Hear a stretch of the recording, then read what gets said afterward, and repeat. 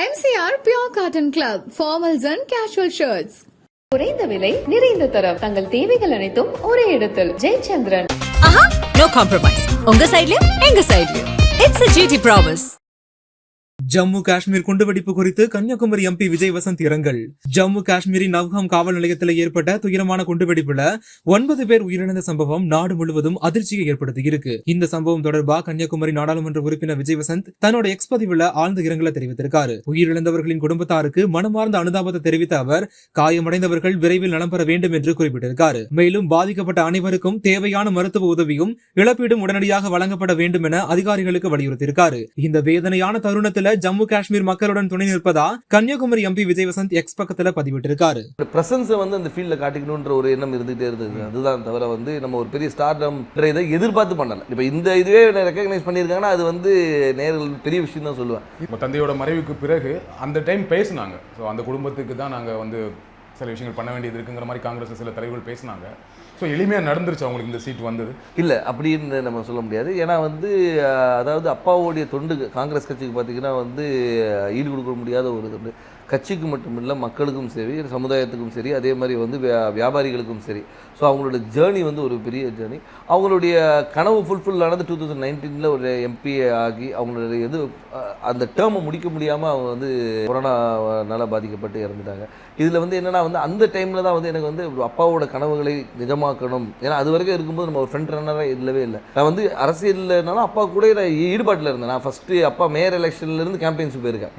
அப்போ college student நான். So அந்த மாதிரி நம்ம பிஹைண்ட் இதில் அப்பா இப்படி பண்ணலாம்பா அப்படி பண்ணலாம்னு கன்னியாகுமரி வரும்போது நாங்கள் ரொம்ப இன்வால்வாக இருந்தோம். ஃபார் எக்ஸாம்பிள் பார்த்தீங்கன்னா நோவல் டாட்டா அவர்களை பார்த்து டிசிஎஸ் கொண்டு வரணும்னு கேட்டோம். அதே மாதிரி ஒரு ஜப்பான் நிறுவனத்தோட கடல் சீற்றத்தை எப்படி பண்ணலாம்னு பேசணும். அப்பா முயற்சி எடுத்து ஏர்போர்ட்டே வர ஃபீஸிபிலிட்டி இல்லைன்னு சொல்லும்போது ஒரு எக்ஸ்பர்ட்ஸை கூட்டு அவங்கள டெல்லி கூட்டு போய் வாங்கி எஸ் இட்ஸ் ஃபீஸிபிள்னு சொல்லி ஃபர்ஸ்ட் ஃபேஸ் பண்ணி செகண்ட் ஃபேஸ் ஓகே. ஸோ இந்த மாதிரி ஒரு விஷனோட போயிட்டு இருக்கும்போது திடீர்னு மறைந்த உடனே ஐயோ அதை பண்ண வேண்டிய கடமை நம்மளுடைய கடமைன்னு நான் சொல்லுவேன். ஒரு தந்தையை விட்டு போன பணிகளை மகனாக செய்ய வேண்டியது. அது குடும்ப ரீதியாகவும் சரி, வசந்தன் கோவாக இருந்தாலும் சரி, சமூக பணியாக இருந்தாலும் சரி இது எனக்கு செய்ய வேண்டிய கடமைன்றதை எடுத்து உங்களுக்கு அந்த கடமையாக அதை நம்ம பண்ணணுங்கிற ஒரு ஆசையும் கடமையும் இருக்குது. பட் கட்சிக்குள்ளே அதை முழுமையாக ஒத்துக்கிட்டாங்களா? கட்சிக்குள்ளே முழுமையாக ஒத்துக்கிட்டாங்கன்னா நான் மறைந்த பின்பு நான் உள்ளே வரல. அதுக்கு முன்னாடி பார்த்து ஏஐசிசி மெம்பராக இருந்திருக்கேன், ஆர்ப்பாட்டங்கள் கலந்துருக்கிறேன், நிகழ்ச்சிகளில் கலந்துருக்கேன். ஏன்னா அப்பா ஃப்ரண்ட் ஹேண்ட் இருந்தாலும் நமக்கு தெரியல. நிறைய பேர் கேட்டால் நீங்கள் கட்சியில் என்ன இருந்தீங்க சார், நான் இதில் இருந்தேன் பாருங்க அப்படின்னு ரெஃபரன்ஸ். ஓகே நீங்கள் இருந்திருக்கீங்களான்னு ஒரு இது அப்பா மறைவு பின்பு நம்ம தெரிஞ்ச உடனே ஒரு லைம் லைட்டில் வந்த மாதிரி. நடுவில் கார்த்தி சிதம்பரம் அவர்கள் கன்னியாகுமரி தொகுதிக்கு பிரியங்கா காந்திக்கு விருப்ப மனு கொடுத்தாரு இல்லையா? அப்போ எப்படி இருந்துச்சு அது? அப்போ எனக்கு என்ன தோணுச்சுன்னா, ஓகே கட்சிக்குள்ள அதுக்கு முன்னாடியே பேசிட்டு இருந்தாங்க, விஜய் வசந்துக்கு தான் தொகுதி கொடுக்க போறாங்க அப்படின்னு பேசிட்டு இருக்கும்போது இந்த ஒரு நிகழ்வு நடந்தது. கட்சிக்குள்ள அப்போ ஒரு சப்போர்ட் இல்லாமல் இருக்கும். அப்படி அதாவது அதுக்கு தான் பேர் விருப்ப மனுனே வச்சிருக்காங்க. அவங்க விருப்பப்படுறவங்கள இது பண்ணுறது தான் விருப்ப மனு வச்சிருக்காங்க. ஏன்னா அப்பா போட்டியிடும் போது ராகுல் காந்தி அங்கே போட்டியிடும் சொல்லி விருப்ப மனு கொடுத்தவங்களும் இருக்காங்க. ஸோ அதனால அந்த விருப்பத்தை ஒரு அகில இந்திய தலைவர் நம்ம தொகுதியில் கன்னியாகுமரி காங்கிரஸோட கோட்டையாக இருந்த ஒரு காமராஜர், குமரி அனந்தன் இவங்கெல்லாம் வெற்றி பெற்ற ஒரு டென்னிஸ் எல்லாருமே வெற்றி பெற்ற ஒரு காங்கிரஸோட இதாக இருந்தனால அந்த ஒரு பலம் இருக்கிறதுனால பண்ணா நல்லா இருக்கும்ன்ற ஒரு இது. இப்போ சீட் கொடுத்தாச்சு, எந்த அளவுக்கு நம்பிக்கையா இருக்கீங்க? ரொம்ப நம்பிக்கையா இருக்கு. மக்கள் என்ன ரெஸ்பான்ஸ் சொல்றாங்க? மக்கள் ரெஸ்பான்ஸ் ரொம்ப நல்லா இருக்கு, ரொம்ப நல்லா இருக்கு. அதே மாதிரி என்னன்னா ஆதரவும், அதாவது முதற்கண் கட்சியோடைய ஸ்ட்ரென்த்தும் எங்களுடைய கூட்டணியோடைய பலமும், அதுபோல் அப்பா விட்டு சென்ற பணிகளும், அதுபோல் ராகுல் காந்தி அவர்களுடைய வருகை அந்த கரெக்டாக அந்த மார்ச் 1 வந்தது ஒரு பெரிய எழுச்சியை கொடுத்தது. எங்கள் தொண்டர்கள் மத்தியிலும் சரி, பொதுமக்கள் மத்தியிலும் ஓகே நம்ம ஊர் வந்திருக்காங்க, அவர் பண்ண அதாவது ஒரு தலைவராக வராமல் ஒரு தொண்டனாகவும் சராசரி மனிதனாக இப்போ நீங்கள் எல்லா தலைவரும் வராங்க, மீட்டிங் போடுறாங்க, அப்படி இல்லாமல் ரோட்டில் ஒரு டீ கடையில் நின்று ஒரு பையனை கூப்பிட்டு பேசி அவங்ககிட்ட ரன்னிங் இன்ட்ரெஸ்ட் இல்லைன்னா ஷூஸ் இருக்கா, இல்லைன்னா ஷூஸ் வாங்கி கொடுத்து அனுப்புகிறேன். ஸோ இந்த மாதிரி ஒரு பர்சனல் கனெக்ட், திடீர்னு போய்ட்டு ஸ்கூலில் போய் தண்டனை எடுக்கிறாரு, இன்ட்ராக்ட் பண்ணுற ஸ்டூடெண்ட்ஸோட. அதே மாதிரி பார்த்தா இதுக்கு முந்தின இதில் பார்த்தா நெசவாளிகளும் சரி, விவசாயிகள் இன்ட்ராக்ஷன், மீனவர், அந்த மாதிரி எல்லாரோட கனெக்ட் பண்ணும்போது நம்மளோட ஒருத்தர் அவர் அப்படின்ற ஒரு அஃபினிட்டி வருது. அது போக மட்டும் இல்லாமல் இப்போ ஆளுகின்ற பிஜேபி அரசு மீது உள்ள எதிர்ப்பும் அதிருப்தியும் கூட ஒரு பெரிய பலமாக. கன்னியாகுமரியில் பிஜேபிக்கு கொஞ்சம் ஸ்ட்ராங் இல்லையா?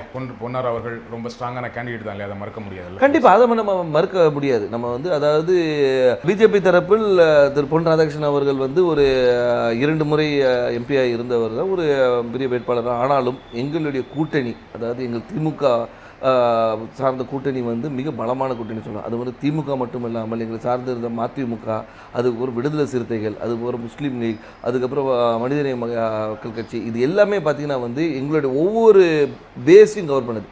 அதாவது ஒரு முஸ்லீம்ஸ் கவர் பண்ணுது, திமுகவோட ஸ்ட்ராங் ஹோல்டு, மதிமுகவோட ஸ்ட்ராங் ஹோல்டு, அந்த மாதிரி வந்து எல்லா பாக்கெட்டும் கவர் பண்ணி எங்களோட ஸ்ட்ரென்த்தை வந்து நான் இன்னும் மொபிலைஸ் பண்ணி வச்சுருக்கோம். ஸோ இப்போ பார்த்தீங்கன்னா வந்து இது வந்து எங்களுடைய ஷோர் ஷாட் விக்ட்ரின்னு சொல்லலாம்.